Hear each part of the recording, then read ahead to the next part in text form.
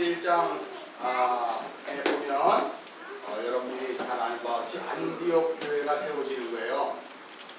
굉장히 중요한 내용입니다. 예루살렘 교회가 세워진 다음에 이제 안디옥 교회가 세워졌는데 이 안디옥 교회는 이방 땅에 세워진 교회예요. 여러분이 성경을 읽은 것처럼 한번 볼까요? 20절 한번 읽을까요? 20절 시작. 그 중에 구브로와 구데레 몇 사람이 안디옥에 이르러 헬라인에게도 말하여 주 예수를 전파하니. 지금 그 전에 19절에 보면은요 유대인에게만 말씀을 전했어요. 베네게, 구브로, 안디옥. 우선 지도 한번 볼까요? 지도. 우리 지도를 한번 보면 이제 여러분이 보면 예루살렘과 가이사라, 빌립보, 고넬료 집에서 복음을 전했던 곳이고요. 지금 구브로, 안디옥인데 가이사라와 안디옥 사이가 베니게예요. 베니게. 이 지역을 베니게라고 해요. 베니게. 그러니까 베니게와 구브로에서 안디옥에 지금 이방인들에게 복음을 전했고요. 여기에 보면 이제 알렉산드리아 쪽에 있거든요. 구레네라고 하죠. 구레네. 거기에서 온 사람들이 이제 안디옥으로 전부 모였어요. 어떻게 모였다고요? 왜 모인 거예요, 저들이요? 흩어졌다가 모였는데 이 내용을 어디에서 찾아야 되냐면 여러분 잘 봅시다. 19절 여러분 주목해 주세요. 그때 스데반의 일로 일어난 환란으로 말미암아 흩어진 자들이에요. 여러분이 흩어진 자들이라는 이야기는 디아스포라라고 그러죠, 우리가. 그러니까 디아스와 포라는 두 개의 단어가 합친 건데 무슨 이야기냐면 그 조각을 띄어서 그 목적을 가지고 그곳에서 건설하다 이런 뜻이에요. 이 디아스포라라는 것은 마태복음 16장 16절로 한번 잠깐 가봅시다. 얼른 다시 올 거니까. 마태복음 16장 16절. 주님이 이미 예언한 거예요. 신약성경이 시켜주면. 자, 우리 18절 찾으셨으면 얼른 읽겠습니다. 마태복음 18장 16장 18절 시작. 내가 이르노니 너희는 너를 베드로라. 내가 이 반석 위에 내 계율을 세우리니 누구의 권사가 이기지 못하리라. 여기에 보면 베드로에게 주님이 이렇게 말했어요. 너는 베드로라, 페트로스라는 반석을 이야기하는 거예요. 베드로라, 내가 이 반석 위에, 이 반석은 주님으로 말미암아 된 주님의 반석이에요. 근데 이 반석을 위해 내 교회를 세운대요. 여기 세우다 이런 뜻이 디아스포라예요. 그것을 다른 말로 말하면 주님의 반석을 베드로와 같이 조각이 떨어져 나가서 이제 그 반석 위에 교회를 세운다는 거예요. 그러니까 주님의 십자가로 말미암아 우리가 성경대로 이야기하면 십자가에 죽으시고 부활하심으로 말미암아 성령이 오자 사도들이 이제 각자 흩어지게 돼요. 예수를 믿는 사람들이 각자 흩어지게 돼요. 이걸 디아스, 조각났다 그래요. 조각났다. 이걸 다른 말로 이따가 얘기하면 가루가 되다 이런 뜻이에요. 여러분 이제 성경을 잘 찾아들어야 돼요. 조각, 떼어졌다는 얘기는 가루가 되었다는 얘기예요. 그래서 어떻게 해요? 뿌려진 거예요. 어디로? 열방을 향해 뿌려진 거예요. 그러므로 여기에 보면 내 교회를 세우리라 라고 이야기하는 것이 바로 흩어진 자들로 말미암아 교회를 세우는데 거기 안에는 예수 그리스도의 십자가의 보혈이 담겨져 있고 그리고 사도들의 전통이 담겨져 있는 가운데 이제 흩어져서 목적을 가지고 하나님께서 교회를 세운다는 거예요. 그렇게 해서 예루살렘에서 시작된 교회가 이제 이방 땅 저기 이 예루살렘에서 안디옥까지 500km예요. 그곳에 디아스포라 교회가 생긴 거예요, 여러분. 요거 마태복음 16장하고 잘 연결시키세요. 다시 사도행전 11장으로 봅시다. 자, 그래서 교회가 생겨졌는데요. 여러분, 우리가 굉장히 중요한 내용을 이제 잘 쫓아오지 않으시고 정신 못 차리면 오늘 설교를 여러분들이 하나도 이해 못할 수가 있어요. 왜냐면 제가 일주일 내내 오늘 설교 준비하다가 제가 심장마비 걸린 줄 알았어요.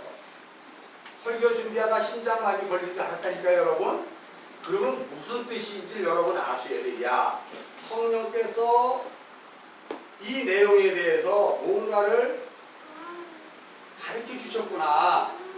저는 이렇게 얘기하면 제가 이상할 수도 있는데 2000년 교회 역사 동안 이 본문을 저에게 가르쳐 주신 대로 본 적이 한 번도 없어요. 그래서 제가 너무 두렵고 그래서 죽는 줄 알았어요. 차라리 이 본문을 들고 죽었어도 좋겠다 싶은 정도로 아예 그렇게 됐는데요. 성경 본문이 어마어마하게 놀란 내용이 숨겨져 있는 건데 제가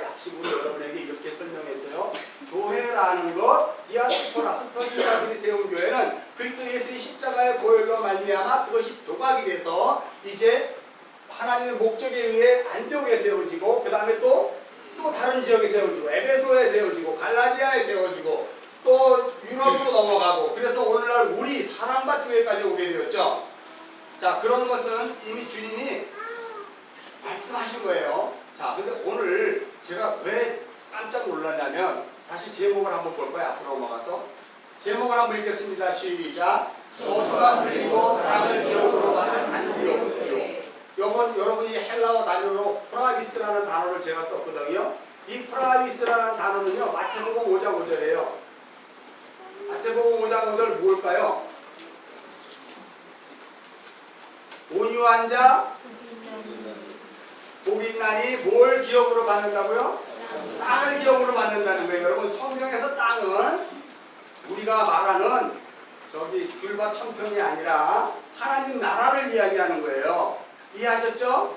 온유한 자는 하나님 나라를 기업으로 받는데요. 그 땅을 기업으로 받는다는 거예요. 성경의 절대적인 주제가 뭡니까? 성경에서의 가장 큰 주제가 제일 큰 거는 하나님 나라에 대한 것이고요. 이 하나님 나라 땅에 대한 것이 이제 여러분이 잘 알다시피 우리 안에 들어왔잖아요. 우리가 땅이에요. 하나님 나라란 말이에요. 그리고 이 성경에선 땅과 그 다음에 뭐가요? 그 땅이 주어지기 위해서 하나님의 언약이 있어요. 언약. 약속이 들어있단 말이에요. 그리고 그 약속은 그냥 아무 때나 막 세워진 것이 아니라 구속사라는 그 창세기의 에덴 동산에서 4개의 강이 흘러 요한계시록에서 보좌 앞에 흐르는 강까지 그 구속사의 강이 흘러서 여러분에게 이제 성경이 뭔가 다 꿰맞춰지는 거예요. 그래서 성경을 보면 다 예수 그리스도를 이야기하지만 그리스도 예수 안에서 우리가 이 성경을 들여다보면 하나님 나라가 보여야 되고요. 그 하나님 안에 담겨있는 하나님의 언약이 담겨 있어야 되고요. 약속. 그 다음에 그 안에 구속사의 흐름이 있다는 것을 여러분 잊어버리면 안 돼요. 그래서 성경의 가장 중요한 핵심 하나님 나라 그 땅을 기업으로 받는 자들에게 온유한 자는 땅을 기업으로 받아서 복이 있는 자래요. 그게 프라이스라는 거예요. 프라이스는 온유한 자가 받을 땅. 이걸 마태복음 11장 28절 29절에 뭐라고 얘기했냐면 주님이 수고하고 무거운 짐진 자들아 다 내게로 오라. 나는 마음이 겸손하고 뭐하니? 온유하니 내 멍에를 메고 내게서 배우라. 그리하면 내 짐이 쉽고 가벼우리라. 제가 설명 많이 했죠. 마라스와 게라스에 대해서 이야기한 거예요. 복음을 안다는 것은 이제 내 멋대로 내가 그냥 살아가는 것이 아니라 이제 나와 함께 마라스 되시는 예수님이 같이 멍에를 지신 거예요. 그죠? 그래서 우리가 예수님이 우리에게 초청한 거예요. 네가 편히 쉬려면 너는 너 혼자 사는 것이 아니라 나와 함께 멍에를 내야 돼. 그리고 내가 어디로 가든지 내가 무엇을 하든지 그걸 배워야 돼.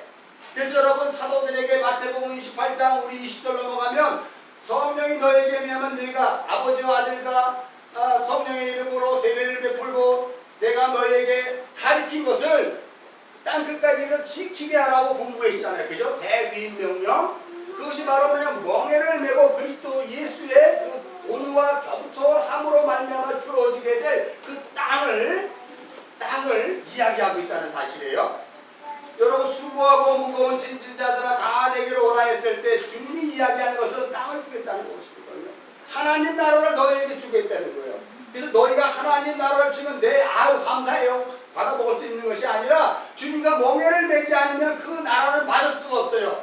멍에를 매는 게 중요한 게 아니고 주님으로부터 온유와 겸손이라는 인격적 성품과 다스림을 받지 않으면 하나님 나라 백성이 될 수 없는 거예요. 그때 비로소 내 힘으로 살아갔던 이 세상의 삶이 하나님 나라가 내 안에 심노하자 비로소 그리스도 예수로 살아가는 하나님 나라의 복된 삶이 뭔지 우리의 삶을 내려놓음이 아니라 너무나 샬롬 평강이 주어지게 되는 거예요. 여러분 그 평강이 주어지기 전에는 항상 반드시 뭐가 있었어요? 평강이 주어지기 전에는 전쟁이 있는 거예요. 여러분 안에 전쟁이 있는 거예요. 그것을 오늘날 고난이라고 이야기해요. 그 전쟁을 통과하지 않고 주어진 샬롬은 없어요. 그건 가짜 위로예요. 정말로 위로는 여러분 각 개인의 인생 안에 담겨있는 고난이에요. 그것은 샬롬이란 말이에요. 샬롬이 되기 위해서 전쟁이 있어야 돼요. 무슨 전쟁이 있어요? 여러분 안에 여러분 자신과의 전쟁이 있을 것이고 여러분 여러분을 죽이고 여러분의 것들을 차업시키려는 성령의 그 싸움이 있는 거예요. 그러므로 평강이 주어지게 되는 것이거든요. 나는 예수를 믿는데도 왜 이렇게 평안하지 않지? 나는 왜 이렇게 근심이 많지? 나는 왜 이렇게 걱정이 많지? 그 여러분이 지금 샬롬이 이루어지기 전에 성령님이 여러분을 장악한 것이고, 성령님께 여러분 자신을 자아를 안 뺏기려고 또 하는 그러한 것들의 싸움이 있기 때문에 근심과 걱정과 염려로 역사 속에서 비춰지는 거죠. 자, 그런데 저주가 풀렸다는 거예요. 그리고 땅을 기어버려서 안디옥 교회는 이제 알았어요. 그죠? 아, 하나님 나라가 이렇게 되는구나. 저주가 풀렸다는 것에 대해서 여러분이 잘 이해를 하셔야 돼요. 하나님 나라가 임하기 전에는 하나님의 저주가 풀려야 된다는 사실을 여러분 잘 아셔야 돼요. 하나님의 저주가 뭘까요? 창세기 3장에 아담은 너는 종일토록 수고하고 땀 흘려 일해야 먹을 것이고, 하와야 너는 잉태하는 고통이 있을 거야 라고 하는 그 교회가 어떻게 만들어지는가를 설명하고 있는 게 창세기 3장의 내용이에요. 자, 그래서 그것이 저주가 임했다는 것은 어떻게 해서 이루어졌을까? 물론 창세기 3장의 선악과 범죄로 말미암아 하나님의 저주를 받아 아담과 하와가 벌거벗은 상태에서 무화과로 옷을 입은 상태를 저주의 상태라 그래요. 무화과 옷을 입었다는 얘기는 인본주의적인 발상에서 내 신, 내 의, 내 자, 나만 사랑하는 거, 나로 가는 거를 여러분 뭐라 그래요? 저주가 임했다는 거예요. 그 무화과 옷이라고 해요. 그렇게 살면 결코 나는 행복할 수 있지만 이웃은 불행해요. 나는 행복할 수 있지만 내 가족은 불행하다니까요. 잘 들으셔야 되는데요. 내가 행복하기 위해서 남도 행복한 것은요, 내가 죽어야 되는 거 맞죠? 내가 그 앞에서 죽어야 되는 게 맞죠? 주님이 우리 앞에 와서 죽어주셨어요. 그러자 비로소 내가 행복하다는 이야기를 할 수 있는 존재가 되었던 것이었죠. 저주가 풀렸다는 것을 제가 이제 성경을 한번 찾아드릴게요. 사도행전 11장 19절 한번 읽을까요? 시작. 그때 스데반에 이르러나 환난으로 말미암아 흩어진 자들이, 여기까지만 읽어요. 자, 요 내용이 어디하고 연결될까요, 여러분? 요 내용이 어디하고 연결되냐면 사도행전 8장과 연결돼요. 자, 8장 손가락 기세 넘어올 거니까 8장 우리 1절서부터 4절까지 읽겠습니다. 시작. 그날에 예루살렘에 있는 교회에 큰 가게가 있어 사도회에는 아주대와 사마리아 모든 땅을 흩어지니라. 경건한 사람들이 스데반을 장사하기 위하여 크게 울더라. 사울이 교회를 진멸할 때 각 곳에 들어간 아무들보다 오게 넘기니라. 그 흩어진 사람들이 두루 다니며 복음의 말씀을 전할 때라고 해요. 자, 여기 사도행전 8장 4절과 사도행전 11장 19절이 하나죠. 같은 내용인데 그 사이에 지금 뭐가 되어 있어요? 그 사이에 되어 있는 게 뭐냐면 8장에서 이렇게 쭉 보면 사마리아에게 복음이 전해졌죠. 그 다음에 26절 이렇게 보면 에디오피아 간다게네시 보자에게 복음이 전해지죠. 에디오피아 간다게 북고 맡은 자 보자에게 복음이 전해졌어요. 잘 쫓아오셔야 돼요. 그 다음에 9장에 누구에게 복음이 전해졌어요? 9장에는 사울. 그 다음에 10장에 누구에게 복음이 전해졌어요? 고넬료. 그러면 여러분 잘 생각해 보세요. 제가 여기서 깜짝 놀란 거예요.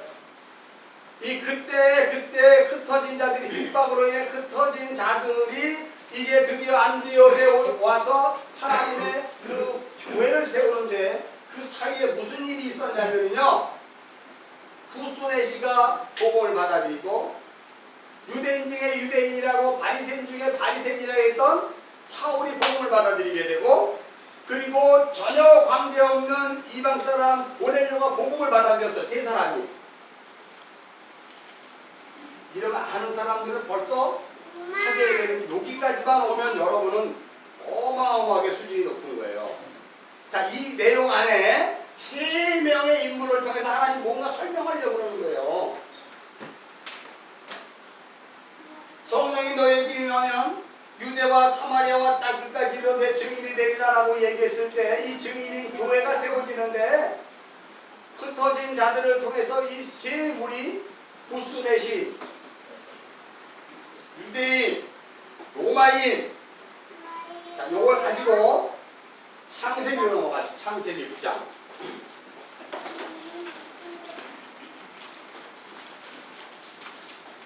창세기 9장 우리 18절서부터 우리 27절까지 읽으면서 제가 이제 해석해 드릴게요.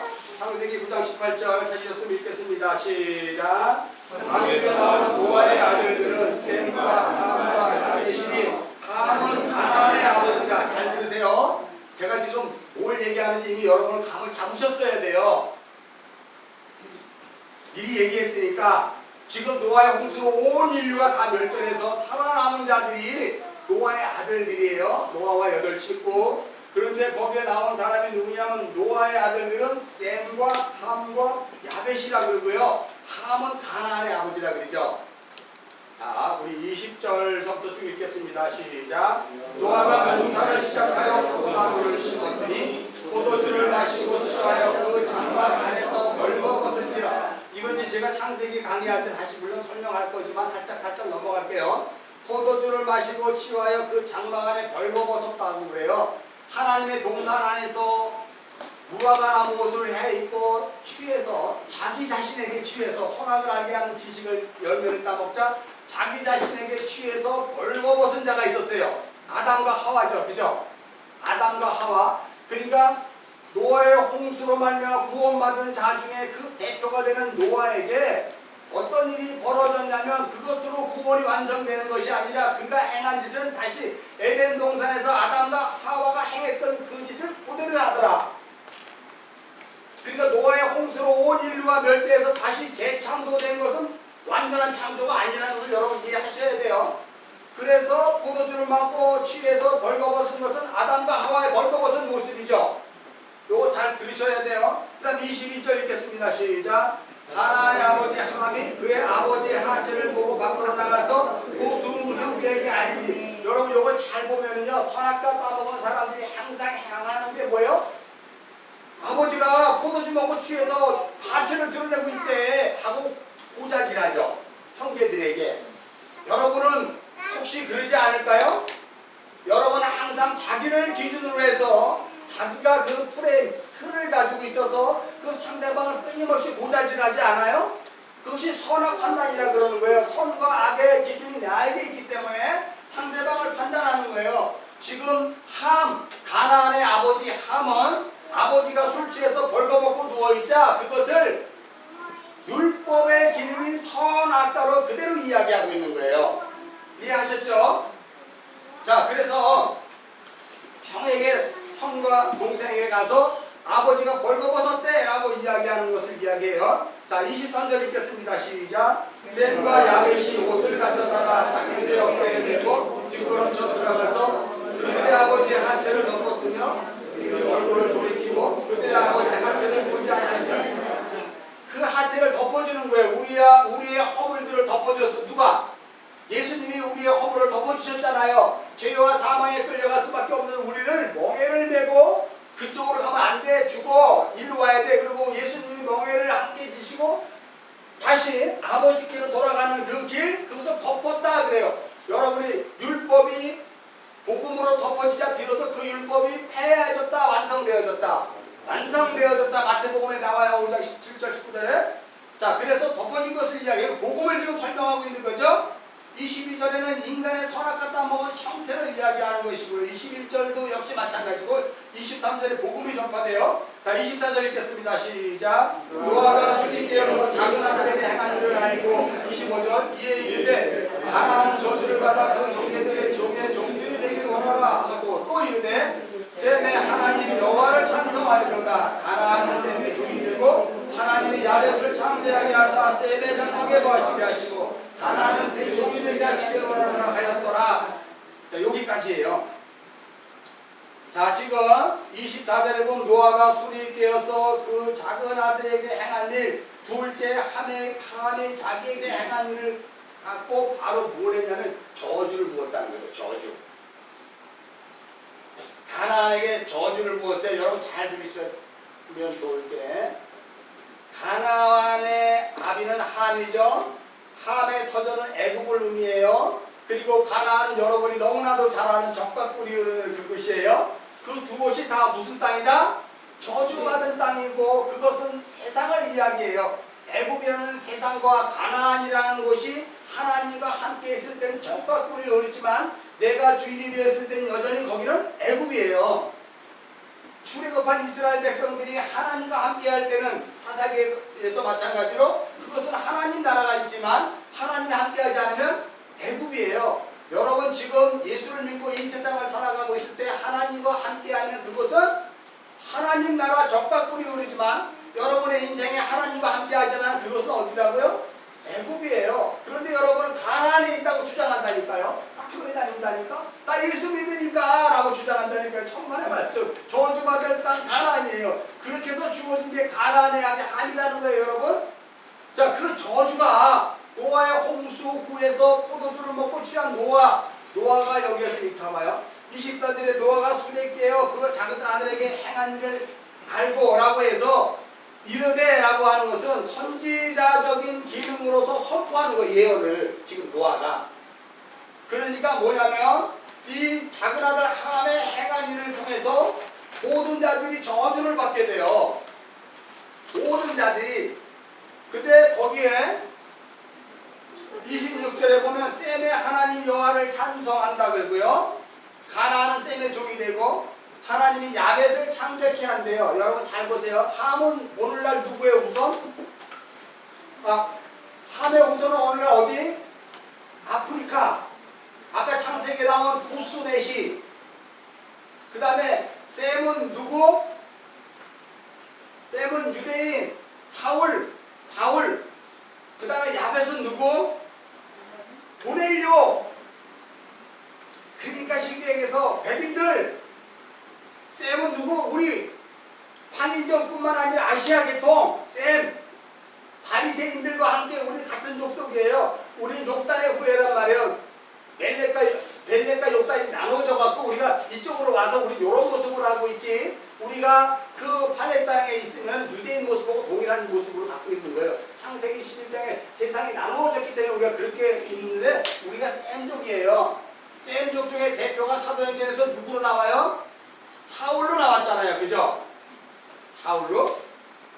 그리고 야벳의 대표로 나온 게 누구예요? 유럽 사람들. 고넬료가 창대케 됐죠. 유럽 사람들이 창대케 됐잖아요. 유럽 사람들이 문명국가가 되어버렸잖아요. 노아의 저주에 의해서 이 과정이 역사 속에서 드러난 거예요. 함의 자손 가나안. 그렇다면 우리는 야벳이고 셈이니까 저주가 아니네요가 아니라 이미 여기에는요 가나안에 살고 있는 자, 함의 땅에 살고 있는 자가 다 저주받은 자인데 우리는 셈의 족속으로 야벳 족속으로 있는 걸 뿐이죠. 그러면 이 저주받은 가나안 땅, 함의 땅에서 아무리 복을 받은 그 야벳 족속, 셈의 족속으로 살아간들 그들은 그 땅에서 행복할 거예요? 고난이 임할까요? 고난이 임하죠. 그 땅에 뭐가 임해요? 항상 저주가 임했기 때문에 그 땅을 기근이라 그래요. 그 땅을 황무지라 그러고요. 이해하십니까? 여기까지. 그래서 이 저주가 어떻게 해서 풀리게 됐냐는 거예요. 이게 이미 지금 사도행전은 창세기부터 언약에 의해서 하나님의 선포되었던 그 저주가 풀리는 것을 이야기해요. 마가의 다락방에서 오순절 성령이 내려오자 이 저주가 풀려 예루살렘 교회에 성령으로 말미암아 저주가 풀려 어떻게 돼요?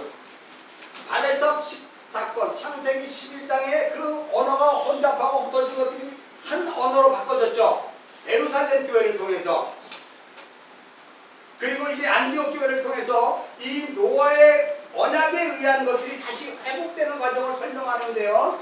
창세기 9장을 우리가 이렇게 한번 봅시다. 창세기 9장 우리 9절 10절, 11절, 12절, 13절 한번 쭉 읽겠습니다. 시작. 내가 내 언약을 너희와 너희 후손과 너희와 함께한 모든 생물 곧 너희와 함께한 새와 가축과 땅의 모든 생물에게 세우리니 안개에서 나온 모든 것 곧 땅의 모든 짐승들이니라. 내가 너희와 언약을 세우리니 다시는 모든 생물을 홍수로 멸하지 아니할 것이라. 땅을 멸할 홍수가 다시 있지 아니하리라. 하나님이 이르시되 내가 나와 너희와 및 너희와 함께하는 모든 생물사에 대들어 영원히 세우는 언약의 증거는 이것이라. 내가 내 무지개를 구름 속에 두었나니 이것이 나와 세상 사이의 언약의 증거라. 내가 구름으로 땅을 덮을 때 무지개가 구름 속에 나타나면 내가 나와 너희와 및 육체를 가진 모든 생물사에 내 언약을 기억하리니 다시는 물이 모든 육체를 멸하는 홍수가 되지 아니할지니라. 물이 멸하는 홍수가 되지 않고 하나님의 말씀 생수가 되어 우리를 살려내는 복음이 되는 거예요. 물이.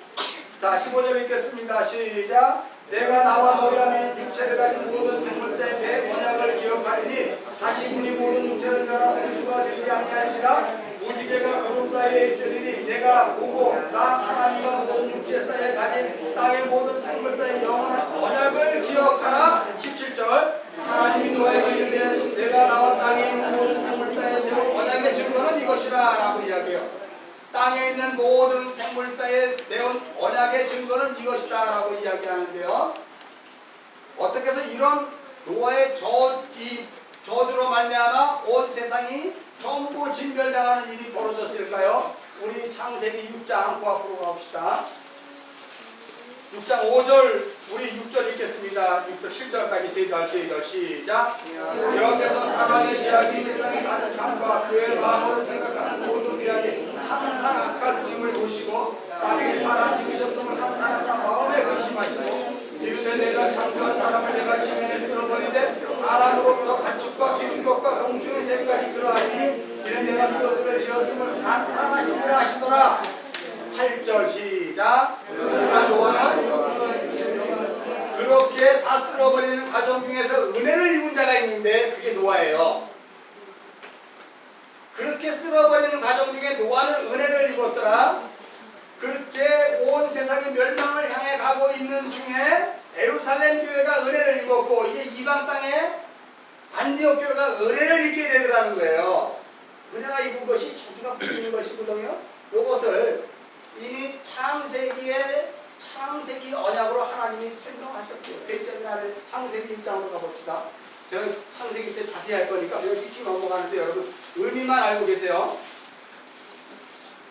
자, 셋째 날 우리 9절서부터 12절까지 읽겠습니다. 시작. 하나님이 이르시되 천하의 물이 한 곳에 모이고 빛이 드러나가니 그대로 되니라.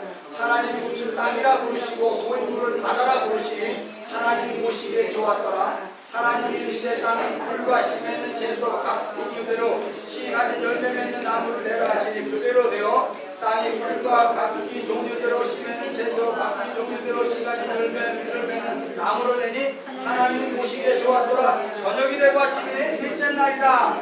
여러분 이 땅이 뭔지 알죠? 셋째 날에 천하의 물을 한 곳에 모이고 땅이 드러나게 하셨어요.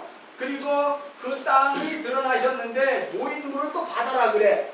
이 바다는요 노아의 홍수에 사용할 수 있는 바다일 수도 있어요. 저주예요. 이 땅이 땅되게 하기 위해서 심판의 도구로 하나님 양겨놓은 것이 바다고요.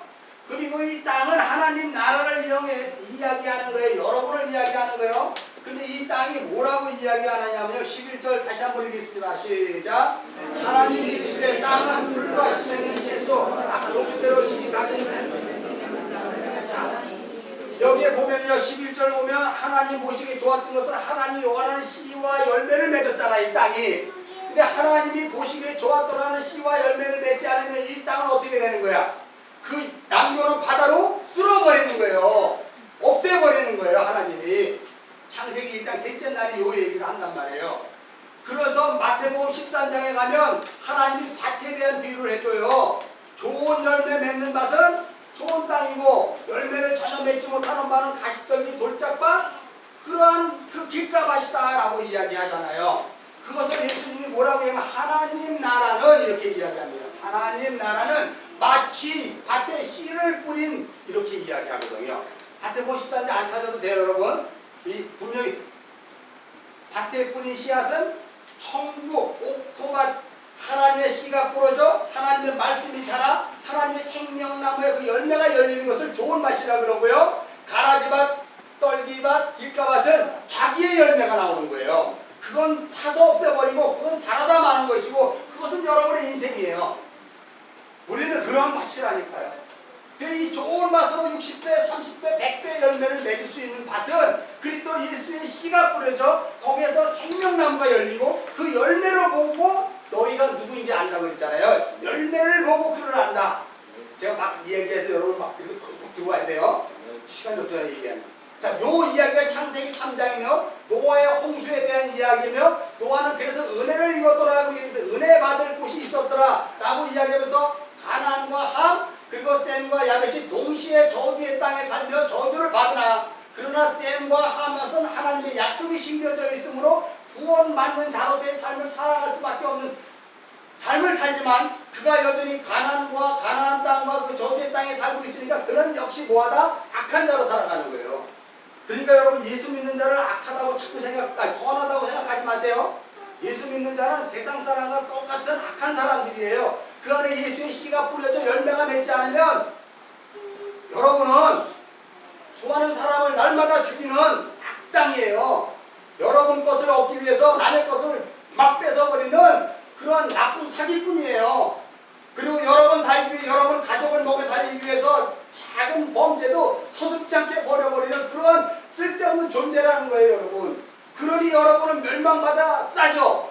여러분이 이 땅에서 예수를 믿는 근거가 뭔데요?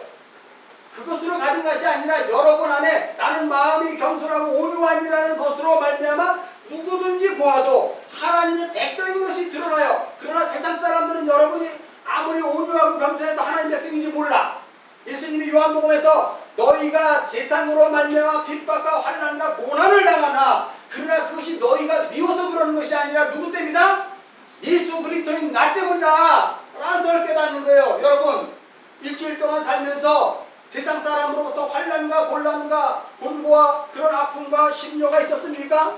물론 여러분이 잘못했으면 그 세상 사람들도 당연히 그래야죠. 손가락질 당하는 건 맞아요. 그런데 여러분이 예수를 믿는다는 것 때문에 열심히 잘 살고 잘했는데도 불구하고 그런 아픔과 곤란과 그런 것들이 있었다면 여러분은 예수로 살았던 것이 맞죠?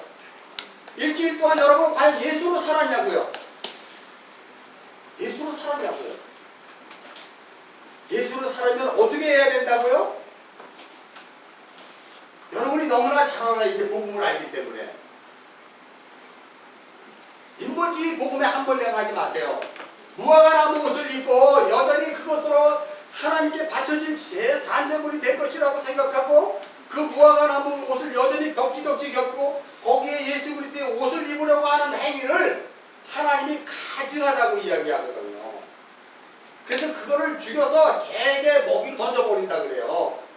그런 사람을 우리는 이미 행위에 오신 무화과 옷을 벗어 던지고 이미 벌거벗은 자로 그 옷이 벗겨졌으므로 그리스도 예수의 옷이 입히지 않으면 나는 여전히 벌거벗은 자, 세상으로 말하면 수치와 멸시를 당할 수밖에 없는 자라는 것을 여러분 인정하셔야 돼요.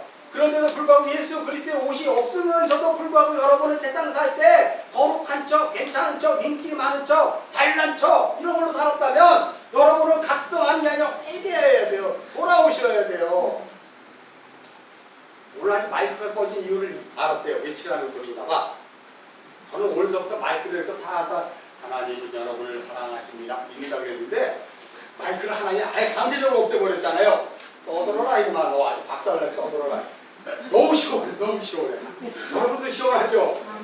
위선적인 생활하면 안 돼. 예수 믿는다면서 사람이 보기 좋게 하랴 하나님이 좋게 하랴. 누가 좋게 하냐고 살아요? 하나님이요. 갈라디아서 1장 10절에 뭐라 그래요? 내가 사람을 좋게 하면 그리스도인이 아니다. 여러분은 여전히 사람 때문에 여태까지 예수 믿었어요? 사람 좋게 하려고? 절대 제가 신신당부예요. 저 사람 어떻게 해서 자기의 잘난 모습, 괜찮은 모습을 포장해서 저 사람에게 다가가서 예수 믿으세요. 저처럼 예수 믿으면 이렇게 하는 짓 하지 마세요. 그거는 여러분의 시체를 개에게 던진다 그래요. 하나님이. 그런 짓 하지 마세요. 무슨 말인지 알죠? 상대방의 비유를 맞춰 예수를 믿게 하려고 하지 말라니까요. 그거는 내 자신이 지옥에 떨어질 짓이라니까요. 소경이 소경을 인도하는 거란 말이에요. 절대 복음을 전하려고 하지 마십시오. 제발 좀. 어떤 사람이 복음을 전해야 돼요? 내가 누구인 존재를 깨닫고 그러므로 나는 할 수 없지만 내 안에 그 심겨진 씨가 막 자라가지고 어쩔 수 없어서 세상에서 힘을 얻어야 할 자들이 나에게 와 앉는 그런 겨자나무와 같은 자가 되면 복음을 전하세요. 그때는 괜찮아요. 그렇지 전에는 여러분이나 너나 잘해. 여러분이나 잘하세요. 복음 안에서 잘하셔야 돼요. 딴짓하지 마세요. 제발. 춤은 아직 안 튀겼죠. 그래도. 여러분 이 저주가 우리의 인생이에요. 이 저주가 풀릴 수 있는 것은 유일하게 예수 그리스도가 십자가로 완성하셨고 우리들에게 건네주시자 성령이 오셔서 그것을 지켜내게 하려고 이 삶을 살아낼 수밖에 없는 우리들에게 힘을 주시기 위해서 함께 하셨다면 여러분이 세상 속에서 상대방으로 말미암아 핀잔을 듣고 아픔을 당하고 겪는 고난들은 기뻐하는 거예요. 기뻐하라. 기뻐하라. 베드로전서가 이야기하잖아요. 베드로후서에서도 베드로 사도가 너희를 죽이려고 달려올 것 같은 고난이 왔을 때 뭐하라? 기뻐하라. 그런데 여러분 어떻게 해요? 주여 용나니 이 절망적인 상황에서 나를 피하게 해주시옵소서. 그러지 마세요. 이제는 부딪히세요. 부딪혀서 죽이시려면 죽이시고 살리려면 살리시고 그리 아니하실지라도 내 삶을 하나님이 증거가 되고 하나님이 영광 받는 것으로 더 나는 만족합니다. 주여 마음대로 사용하여 주옵소서. 라고 하는 것은 우리의 삶의 자리가 가야지 자꾸 사람을 보지 마세요. 여러분 사람은 사랑 받아야 할 때의 존재라는 걸 알죠? 사람 안에 있는 것이 흉악한 거예요. 무화과 옷으로 가려있는 흉악한 것이 갖고 있기 때문에 거기에 살짝 여러분이 뭔가를 덮어주려고 그러면 여러분 거기에 먹혀요. 여러분은 완성되어 있는 존재가 아니라 여러분은 진행되어져 가고 있는 관계이기 때문에 힘의 크기에 의해서 여러분은 세상에 가면 힘을 자랑하는 그들에게 먹혀요. 그래서 예수 전하려고 그러다가 절로 간 사람 많아요. 여러분 성당 간 사람 많고. 우리가 본질을 잘 이해하셔야 돼요. 그래서 창세기 셋째 날 이야기가 노아의 홍수의 이야기고 그리고 에베소 교회의 얘기예요. 다시 사도행전 11장으로 갑시다.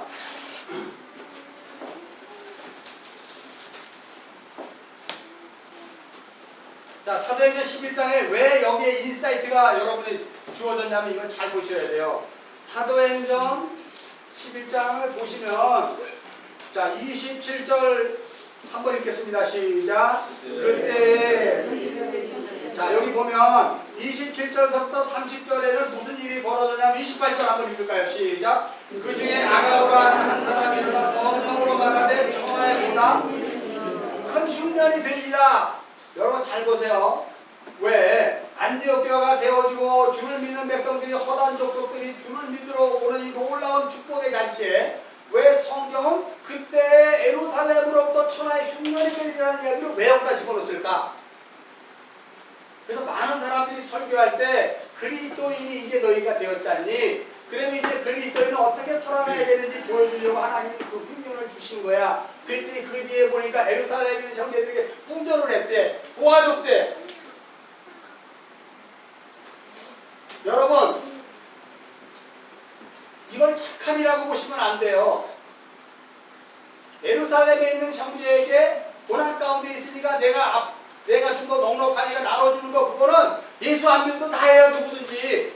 예수 믿는 사람만 하는 게 아니에요. 그럼 이게 도대체 뭐예요? 이게 무슨 의미가 있는 거예요, 여러분? 이게. 그래서 성경 구조를 한번 잘 보십시다. 지금 보면은요, 19절에 그때 스데반의 일로 흩어졌다 그랬죠? 그 다음에 27절에 그때 선지자들이 예루살렘에서 안종이 이뤘다 그랬어요. 그 다음에 12절 1절에 뭐예요? 시작. 그때 헤롯 왕이 손을 들어 교회 중 몇도 이렇게. 그때로 뭔가 이렇게 덩어리 이렇게 하나님이 이렇게 성경을 이렇게 기록해 오셨네요. 자, 그러면 이 27절, 28절, 29, 30절이 왜 엄청 중요한 비밀일까? 하나님의 시크릿이에요. 숨겨놓은 비밀이에요.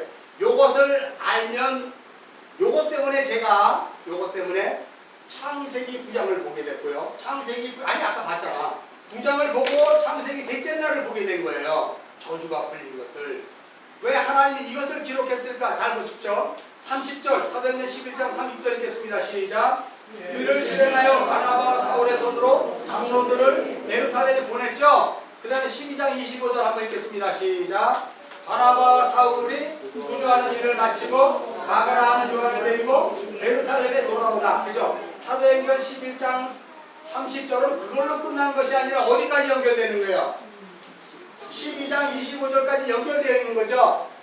자, 그렇다면 여러분 사도행전 8장 1절서부터 12장 25절까지는 한 덩어리야. 이해하셨죠? 사도행전 8장 2절 그때 스데반의 핍박으로 말미암아 온 열방으로 흩어진 사람들이 복음을 전했다 그랬잖아요. 사도행전 8장 1절에 그 다음에 거기서 맞춰지는 게 어디냐면 12장 25절이에요.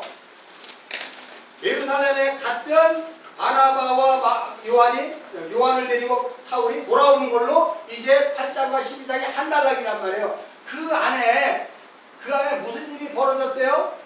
함의 족속, 셈의 족속, 야벳의 족속이 구원받는 과정으로 결론적으로 안디옥 교회를 쫙 던져놓더니 그 다음에 12장 그때라고 이야기하는 내용을 보면은요 무슨 일이 벌어졌냐면 여러분이 사도행전 9장을 보면은 예루살렘 교회가 세워졌을 때요 예루살렘 교회가 세워졌을 때 사내들인 공회원을 통해서 예루살렘 교회가 핍박이 가해졌죠. 사탄이 그것을 가만 내버려 두지 않아요. 그래서 아나니아 삽비라까지 거룩하지 않은 것으로 막 뿌려대잖아요. 이 교회를 어떻게든지 흩어버리게 하려고. 그런데 거기에도 예루살렘 교회가 그렇게 됐다니 안디옥 교회도 세워지면 반드시 사내들인 공회가 핍박하고 막 그렇게 했던 일들을 반드시 또 여기 붙게 돼 있어. 보니까 12장에 뭐예요? 지금 헤롯 대왕, 세상 마귀의 왕이라고 상징하는 헤롯 대왕을 통해서 베드로가 투옥이 되어 사형을 당하는 자리로 오죠. 감옥에 갇힌 게 나오잖아요. 그런데 그것이 풀려나죠. 풀려나잖아. 그런데 그렇게 이 교회의 일을 방해하였던 마귀의 일이 마귀로 비롯된 헤롯 대왕이 어떻게 돼요? 여기 쭉 보면은 20절로 보면 어떻게 돼요? 충이 먹어 죽게 되자. 23절 할수 있겠습니다. 시작. 헤롯이 영광을 하나님께 돌리지 아니하므로 주의 사자가 놓치니 벌레가 먹혀 죽은. 그러니까 이미 예수님이 십자가에 죽으시고 부활하심으로 사탄의 머리가 깨진 것을 다시 한번 설명하는 거예요. 교회가 온 열방을 향해 하나님의 그 명령에 의해 나아갈 때 사탄의 방해가 있지만 그 방해는 결국 머리 깨지는 일이라 도저할 수 없는 거죠. 이제부터 이 사도행전 13장서부터는 마음껏 복음이 온 열방을 향해 흩어지게 된 것을 선포하는 거예요. 이게 지금 이해하십니까? 이제 여기까지. 그래서 큰 덩어리로 봤을 때 오늘 이 27절, 28절, 29절, 30절은 굉장히 중요한 핵심 덩어리를 설명하는데요. 그 앞에 이런 내용이 있어요. 그 앞에 무슨 내용이 있냐면요.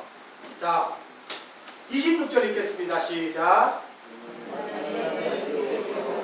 우리 교회 일용만 모여있어 큰 물을 가르쳤고 제자들이 안디옥에서 비로소 뭐다? 여러분 잘 보세요. 여러분이 복음을 모를 때는 야 안디옥 교회에서 비로소 그리스도인이라고 사람이 불렀대. 저봐 안디옥 교회에 있는 그리스도인들은 어떻게 했길래 저 사람들은 그리스도인이야 라고 했을까? 그래서 여러분 무슨 생각을 했냐면 우리 예수 믿는 사람은 세상 사람들과 달라도 달라야 돼. 우리는 어떻든 간에 넉넉하고 여유롭고 어떻게든 세상을 향해 빛과 도움이 되라 그래서 본이 돼야 돼. 그래서 안디옥 교회는 정말 본인이 되는 삶을 살자 주변에 있는 사람들이 그리스도인이야 라고 했을까 생각하지 않았어요 혹시? 다 그렇게 생각해. 저도 복음을 모를 때는 그렇게 생각했어요. 야 칭찬받는 일이 많다 보니까 그래 저래야 예수 믿는 거 맞아. 저래야 예수 믿지 라고 하는 것으로 기억했다니까요 여러분. 여러분도 그랬을지도 몰라요. 근데 여기는 달라요. 그리스도인이라는 것이 뭐예요? 수요 예배 왔으면 설명 안 하는데 또 안 왔으니까 또 해야 돼요. 그러니까 설교 늦어지는 거 여러분 절대 뭐라 그러지 마세요. 수요 예배에서 그리스도인을 뭘 얘기하는 거예요? 네? 기름 부은 자네요. 기름 부은 자. 그리스도인이 뭐다? 기름 부은 자예요. 그리스도인이 예수쟁이가 아니라고 기름 부은 자라니까 자꾸 여러분은 물론 예수 믿는 거 맞아요. 예수쟁이. 그러나 더 정확한 의미는 기름 부은 자. 여러분이 기름 부은 자라니까요. 그러면 여러분이 기름을 부어줬다 그러면 어떻게 해서 기름이 부어지는 왜 기름이 부어지는 거예요? 여러분에게. 여러분이 기름을 부어주려면 어떻게 해야 돼요? 내가 뻣뻣이 살아가지고 내가 이렇게 살아가지고 거기다 기름 바르면 기름이 흘러버리지. 여러분이 기름이 부어졌다는 가루가 되어, 여러분이 가루가 되어 기름이 부어지자 여러분이 떡 반죽 덩어리가 되는 거예요. 하나님께 바쳐지는 소재가 되는 거예요. 그래서 로마서 12장 1절에 여러분이 거룩한 산재물이 되는 거예요. 여러분의 인생에. 그 여러분의 날마다의 인생은 뭐가 되기 위한 삶이다? 가루가 되기 위한 삶이에요. 그래서 부딪히는 거예요. 넘어지는 거예요. 걸려 쓰러지고. 악다구리 치지 마세요. 화딱지 난다고. 가루가 돼야 되는 거 맞아요. 그래서 그렇게 만든 거야 하나님이. 왜? 그래야 기름으로 붓지. 그가 그리스도인이에요. 이상하네. 그리스토스라고 하려고 하니까 그리스도인이라고 그러니까. 그가 기독교인의 기름 부은 자. 예수쟁이가 뭐라고요? 가루가 되어 성령의 기름이 발라지자 그가 비로소 떡덩어리가 되어 하나님이 날마다 그의 제물을 받는 자. 이제 확실히 기억하셨죠? 예수 믿는 사람은 누구다? 기름, 또 기름이야. 가루가 되어 성령의 기름 부음 받은 자. 성령의 반죽된 자가 예수 믿는 자의 그리스도인이라고 했다니까요. 안쪽에서 비로소 그가 그리스도인이 되었다는 것은 여러분 안쪽에서 있어도 허다한 수많은 무리들이 교회에 왔단 말이에요. 근데 그들이 뭐가 된 거예요? 그 교회에서 가루가 된 거예요. 신명기 24장을 하고.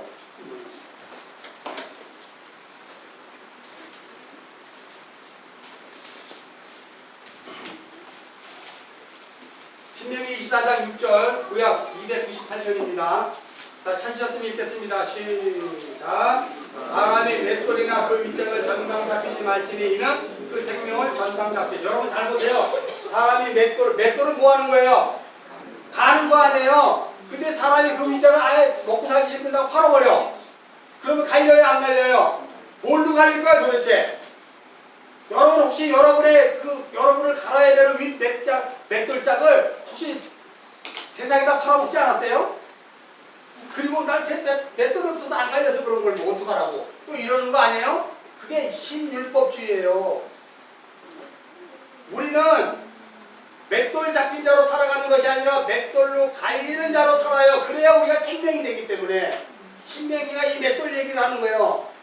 그죠? 뭐 하라고? 고운 가루가 되게 하려고. 자, 레위기 2장으로 가봅시다. 오늘 제가 막 여러 군데를 봐서 여러분이 이해하려나 모르지만 어차피 자꾸 얘기하니까 이해하실 거예요. 자, 레위기 2장 우리 1절 2절 한번 읽겠습니다. 시작. 누구든지 소재 예물을 여호와께 드리려거든 고운 가루로 예물을 삼아 그의 기름을 붓고 또 그의 유황을 놓아 아론의 자손 제사장들에게로 가져갈 것이요 제사장은 그 고운 가루 한 움과 기름과 모든 유황을 가져다가 기념물로 제단에 불사를 지니 이는 화제라 여호와께 향기로운 냄새라. 화제, 향기로운 냄새라면 향기로운 떡덩어리가 되는 거예요. 소재는 뭐냐면요 자기 희생을 이야기하는 거. 고운 알곡들이 어떻게 돼요? 소자가 되기 위해서 갈려야 되잖아. 알곡들이 갈려야 돼. 여러분이 예수를 믿으면 알곡이에요. 그러면 이제 그걸로 끝나는 거 아니에요. 마태복음 3장에 보면 예수님이 알곡들은 창고에 모아두고 가라지도 뭐 이렇게 얘기하니까 우리가 이제 구원받을 때 알곡이 돼서 구원받을 창고에 간다고 해요. 천만의 말씀. 그 창고로부터 그 창고의 하나님의 그 말씀의 창고 안에서 여러분이 이제 어떻게 해요? 또 나와. 그리고 맷돌 붕 가라. 너 나와. 붕 다 갈아버려. 누가? 성령님이 여러분을. 그래서 여러분이 구원받는 자로 가는 거예요. 알곡과 가라지에 대해서 잘 이해하셔야 돼요. 여러분은 원래 가라지였다니까? 근데 여러분이 복음을 듣고 알곡이 되었다니까? 그래서 막 이러고 가면 안 돼요. 여러분 이제 갈려줘야 돼. 예수를 믿었다며 갈려줘야죠 당연히. 말씀의 칼날로 갈려지는 거예요. 너 나와. 예수 믿으면 그냥 가는 거야. 근데 또 똑똑한 사람은 안 갈리라고 탁 밀어. 너가. 자기는 끝까지 그 알곡 찾고 있어요. 라고. 마지막 주님이 왔을 때 어떻게 되는 거예요? 그게 한 달란트 땅에 묻은 자예요. 한 달란트 땅에. 주님이 너 나와 그러면 네, 그 가요. 그리고 어떻게 해요? 갈려야죠. 야, 네 차례야. 와, 그럼 어떻게 해요? 할렐루야. 전구요. 이렇게 가야죠. 싫어요. 갈려요. 그래서 죽음을 여러분이 얼마나 하나님이 귀하게 보는지 몰라요. 그걸 갈린다 그러잖아요. 갈린다. 갈리면 영원히 죽는 게 아니에요. 가루가 되었잖아요. 성령으로 반죽이 된다니까요. 하나님 기뻐하는 산재물이 된다니까요. 그 밭에서만 열매가 맺히는 거예요. 그 밭에서만. 그 반죽을 받으시기 때문에. 여러분의 인생 가운데 그 떡덩어리가 성령의 기름 부음이 되었어요. 비로소 그리스도인이라면 여러분의 삶에 열매가 열릴 때 그리스도인 하나님 받으시는 그 열매가 된다는 거예요. 자, 여기에 보면 이거는 이제 예표인데 여기에 보온가로 하는 분과 유황이라는 것은 예수님의 십자가의 죽으심에 달라진 유황이잖아요. 자, 레위기 23장으로 가봅시다. 이거 설명할 때 이거 쓰시면 넘어갑니다. 레위기 23장. 자, 우리 10절, 11절은 뭐 예수님이 이제 부활하시고 하나님께 첫 11조가 되신 과정인데요. 한번 읽어볼까 이것도요? 자, 23장 10절부터 14절까지 읽겠습니다. 시작. 이스라엘 자손의 말하이라 너희는 내가 너희에게 주는 땅에 들어가서 너희의 곡물을 거둘 때 너희의 곡물의 첫 기사 상관을 제사장에 가져갈 것이요 너희는 너희를 위하여 그 땅에 여호와 앞에 기쁘게 받으심이 되도록 흔들되 안식일이 든날 흔들 것이요. 예수님이 죽으시고 부활하시기에요. 12절 너희가 그 땅을 흔드는 날에 1년 되고 온 순양을 여호와께 번제로 드리고 그 소재로는 기름 덮은 고운 가루 10분의 1 에바를 여호와께 드려 화제로 삼아 향기로운 냄새가 되게 하고, 그죠? 기름 섞은 고운 가루로 소재가 되게 하는 거예요, 그죠? 자, 이것이 우리 이 예수님의 그 기쁘신 그 뜻이에요. 자, 그래서 이 소재에 대해서 또 설명하는 게 16절 읽겠습니다. 시작. 일곱 안식이 이튿날까지 하여 50일께서요 새 소재를 여호와께 드리되, 이거 안식일에 대한 거예요. 그러니까 성령이 오시잖아요. 성령이 소재로 오시는 거예요. 반죽하기 위해서. 요거 이제 설명을 했지만 여러분 대충 이해를 하시죠? 이해해요? 못해요? 자, 사도행전 11장 다시 넘어갑시다.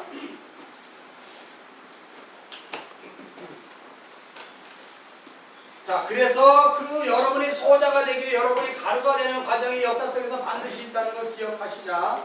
그러면 비로소 그리스도인이라고 이름받았다는 것은 안디옥에서 성령이 내리자 그들이 뭐가 되었다고요? 가루가 되기 시작했더라라는 거예요. 하나님이 기뻐 받으실 거룩한 산재물이 되었더라는 거예요. 로마서 12장 1절에처럼. 자, 그런데 왜 천하에 큰 흉년이 들게 했냐는 것을 여기가 사인했냔 말이에요. 이걸 잘 들으셔야 되는 거예요. 창세기 47장으로 한번 가봅시다.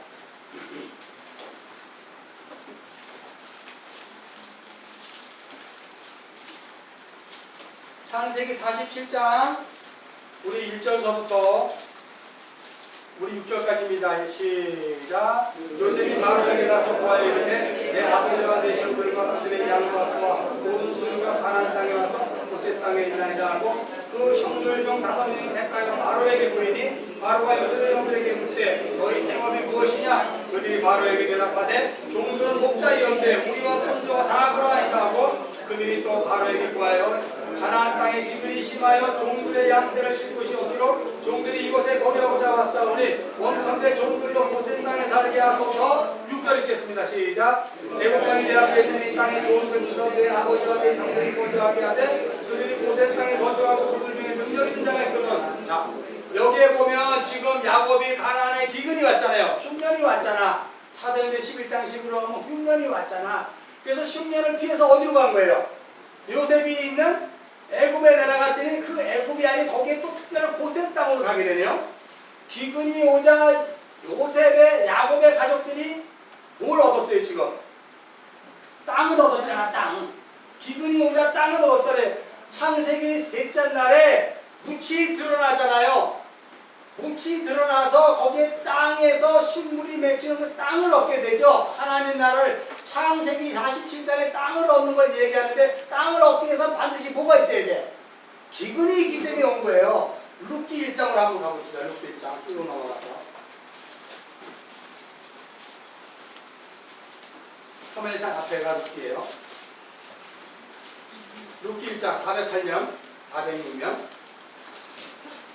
자, 우리 1장서부터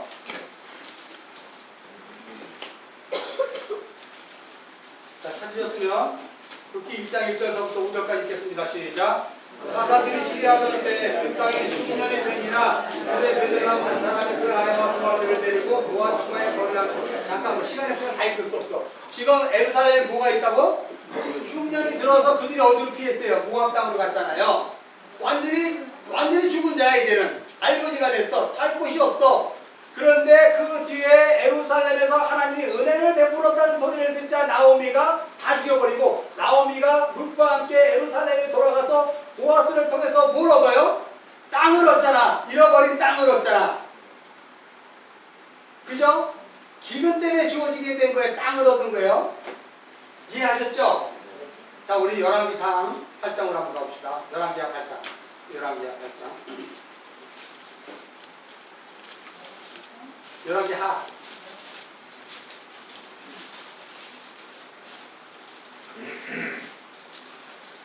자, 열왕기하 8장 1절 한번 읽겠습니다. 시작. 엘리사가 이전에 아들을 다시 살려준 여인에게 이르되 너는 일어나서 네 가족과 함께 거주할 만한 곳으로 가서 거주하라. 여호와께서 기근을 부르셨더니 그대로 이 땅에 7년 동안. 그러니까 지금 엘리사와 수냄 여인의 이야기인데요. 지금 땅에 뭐가 왔어? 기근이 오잖아요. 그죠? 기근이 오자 이제 2절에 보면 블레셋 땅에 가서 7년 동안 살다가 다시 돌아와.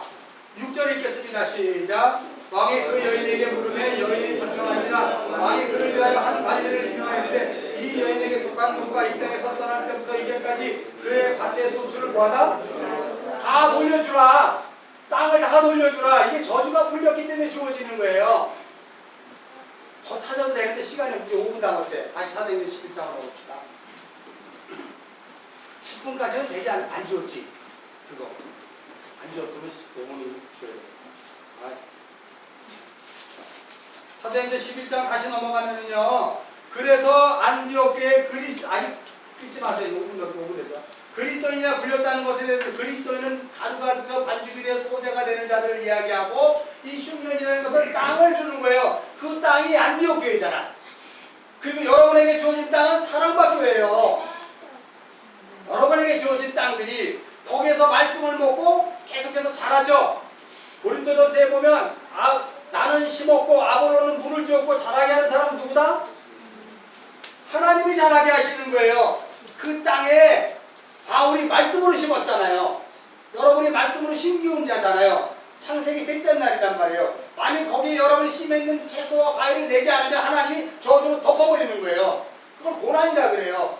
그래서 그것으로 말미암아 이제 비로소 온전한 땅을 기업으로 물려받게 되는 거예요. 땅을 기업으로 물려받게 되는 거예요. 이해하셨어요? 제가 막 이렇게 빨리 갔지만 그래도 나름대로 조리 있게 설명을 했어요. 그죠? 이 세미나 같은 박수 이렇게 하고 있는데 제가 박수까지 쳐달라고 그러지 않아. 이해만 하시면 돼요. 아니 이해만 하시면 돼요. 자, 그래서 여기 잘 보자고요. 우리가 또 재밌는 게 있어서 그래. 한번 볼까요? 자, 25절 읽겠습니다. 시작. 시간 관계상 25절 시작. 바나바가 사울을 찾으러 다소에 갔어. 여기에 보면은요. 사울을 찾으러 갔다라는 단어가 뭐냐면 아나제타 사이라는 단어를 사용하는데요. 지도 한번 볼까요? 아나제타 사이라는 단어를 사용하는데 이 안디옥에 있었어요. 지금 거기가 지금 사울은 여기에 있었거든. 가서 여기가 12.8km야. 되게 가까워. 근데 여기 있던 바나바가 여기 담임 목사로 처음 교회 개척해서 갔잖아요. 근데 왜 갔을까? 바나바가 어디 출신이야? 바나바는 구브로섬 출신인데 이 안디옥교를 누가 세웠어요? 구브로에서 구른에서 온 몇 사람이 안디옥교를 세웠잖아. 예루살렘 교회에서 가만히 보니까 누구를 보내는 게 제일 좋겠어? 아무래도 구브로 사람들을 잘하나 바나바가 가는 게 낫겠지. 근데 거기에 더 중요한 건 바나바는 성령이 충만하고 그 착한 사람이래요. 착한 사람이라는 것은 아가토스라고 얘기하는데 착한 일을 많이 했나 보지? 물론 그럴 수도 있어요. 그러나 그 착한 일은 뭐냐면 바나바가 자기들의 밭을 팔아 사도에게 넘겨준 거예요. 그거 그럼 착한 일을 했지? 오해예요. 그거 복음 아니에요. 내 밭을 팔아 사도들의 발 앞에 내었다는 것은 뭐냐면 나는 이제 내 소유된 것으로 살지 않겠습니다. 난 이제 이딴 거 다 필요 없어요. 난 이제 오직 예수로 살겠습니다. 라고 하는 고백을 있는 사람은 무슨 사람? 착한 사람. 아가토스. 착한 일을 많이 해서가 아니라 나는 이제 그것으로 나는 예수로 살겠습니다. 고백되어지는 사람을 착한 사람이라고 해. 성령은 바나바는 착한 사람이다. 여기 봐. 바울을 찾으러 아나제타 사이라는 단어를 사용하면 뭐냐면요.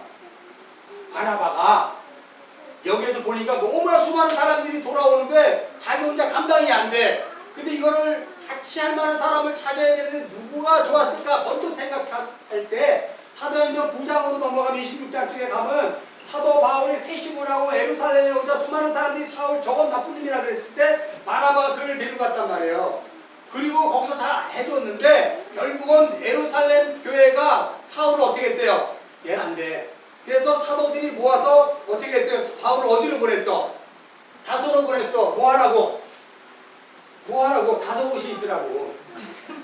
다소 곳이 있으라고 예루살렘 교회 사울을 보냈을 때 바나바의 마음은 굉장히 아팠을 거예요.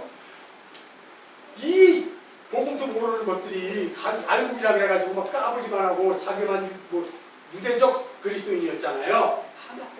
근데 기회가 온 거야. 됐다. 그럼 내가 사울을 데리고 가야지. 간 거야. 갔는데 아나제타 사이는 뭐냐면 어디 있는지 어떻게 알아? 어디 있는지 알아요. 다소에. 그래서 그가 다소에 가서 한 집 한 집 수소문을. 혹시 여기 사울? 아니. 혹시 여기. 그리고 한 집 한 집 다 돌아다녔대.